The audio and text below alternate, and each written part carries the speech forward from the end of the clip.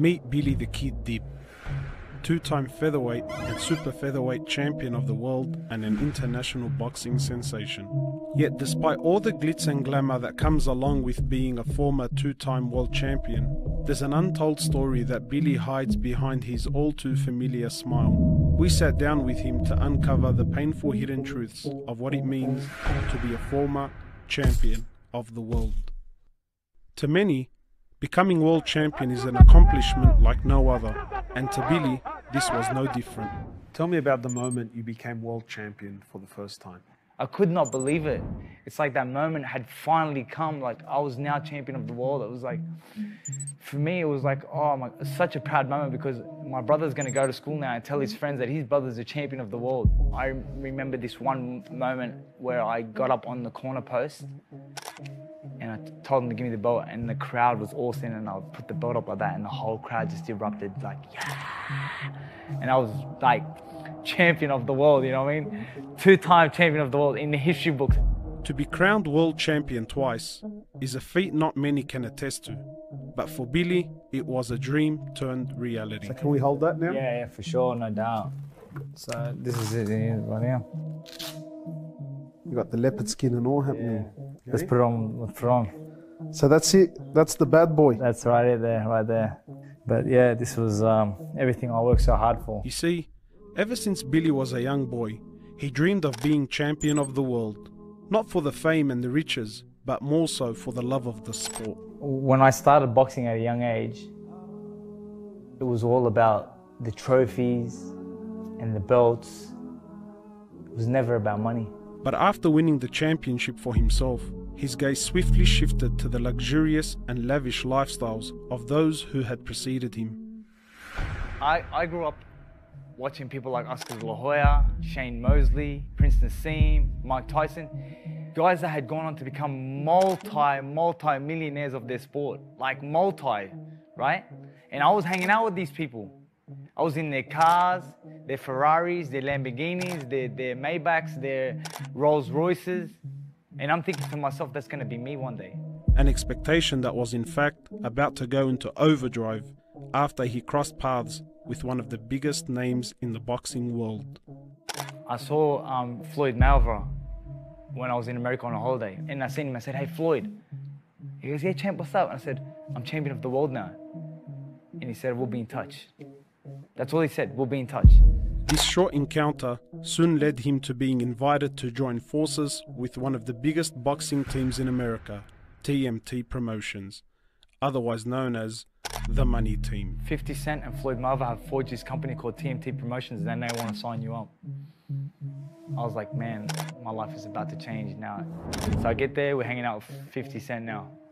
Rolls Royces, Lamborghinis, 5-star restaurants, the best hotels. Like, I'm telling you, I'm walking through the lobby areas with 50 Cent, like right next to me, and people saying, oh, there goes 50 Cent and Drake. And he's like, that's not Drake, that's Billy the Kid. That's the IBF champion of the world. The thought of rolling with some of the biggest names in the boxing and entertainment world was a fantasy he had only ever dreamt of. You know, these guys are the best at what they do. They know how to make money, and you know, I want to join the team and I want to make some money too. When I was signed to 50 Cent, the only thing that I had in my head was, I'm going to buy a Ferrari, I'm going to buy a Lamborghini, I'm going to do this and I'm going to do that. I spent the money before I even got it in my mind. Wallah. You were shopping already? Wahayat Allah. I was looking at cars like I was going to buy them tomorrow. Yet as pretty as it all seemed from the outside, Billy soon found himself fighting his own internal moral dilemma. Being around these people was like ghadab, you know what I mean? Like being around 50 Cent and who I thought, man, this is going to be amazing. I'm hanging around with 50 Cent, you know what I mean? Biggest rap star in the game at the moment and all that.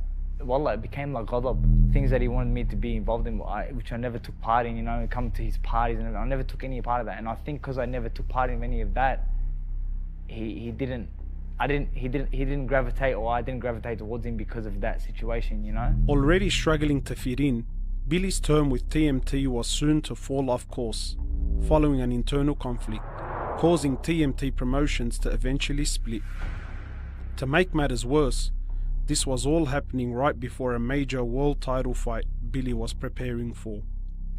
50 Cent he says to me, oh look, I'm not going to be able to pay you the money that I promised you and whatever. And I'm like, he's doing this to me the day before the fight, playing with my head, you know what I mean? Like, I kind of felt like he was against me, you know what I mean? Like he was working against me. Well, the next day the fight is on. I ring up my mum on the way to the venue and I said, hey mum.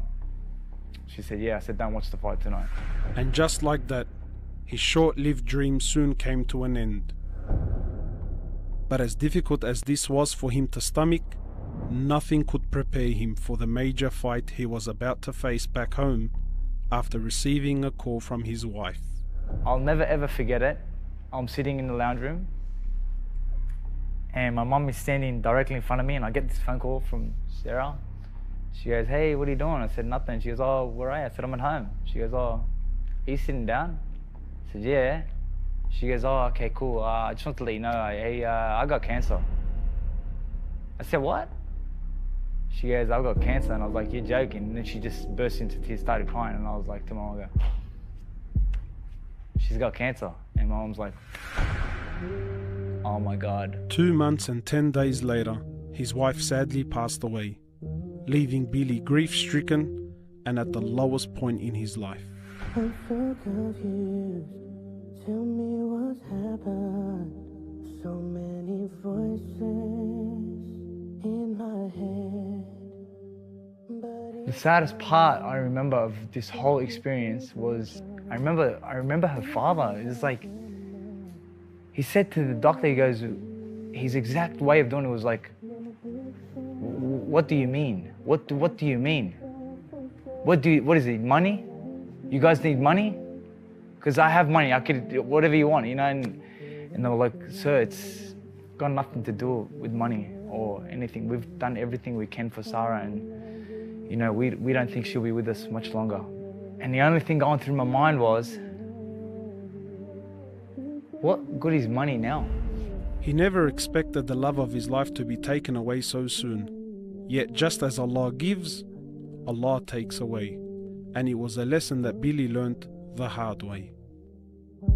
The trauma that came after that is something that I wish I could turn the clock back on, you know what I mean? Because there was so much trauma that came after that point of her death, you know, like things like that I experienced, you know, like for the first time I actually went into a grave and buried Sarah. And I was just thinking, man, how did this happen?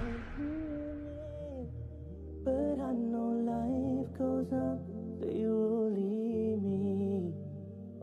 Wallah, for 6 weeks straight after her death, I was a regular visitor of the cemetery, possibly 2 to 3 times a day. And I wouldn't tell anyone I was going there. I would just go there and sit there by myself. Dealing with this loss was no doubt the biggest fight Billy had seen in his career thus far.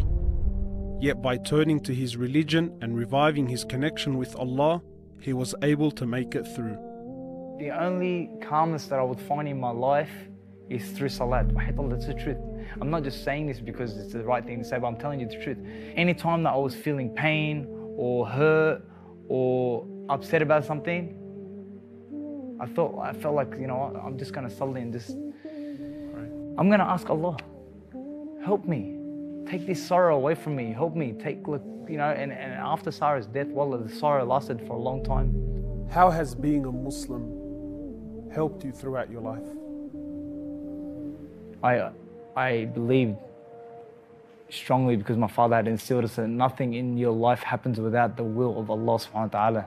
And everything that you face is a test, and any calamity that you face is just a test, and it's just about doing your best to come out better on the other side. It's a test, everything's a test. And Sarah's death was a major test for me.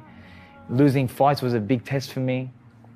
And I just felt like I got through them because, you know, because I remained steadfast and I stayed on my belief that, khalas, this is what Allah had willed for me. You see, all along, Billy thought being world champion would promise him a life of riches and happiness. Yet through his roller coaster of a journey, he has slowly come to realize the bitter reality. And you know what I used to say? Just this preparation for a lifetime of happiness. Because I believed that this belt was going to bring me a lifetime of happiness. And then Allah showed you the happiness doesn't come through a title, you know what I mean? Comes from Allah. That's right. You know what I mean? As a boy, Billy used to spend his days praying to be champion of the world. Yet today, he prays for something completely different. What do you pray for now? I'll tell you what I pray for. I pray that Allah subhanahu wa ta'ala takes me while He's pleased with me. Because I know that this life is not promised. And we could be days, months, or years away from death. And I just pray that Allah subhanahu wa ta'ala keeps me steadfast and takes me only when He is pleased with me. Because this dunya means nothing. It really doesn't.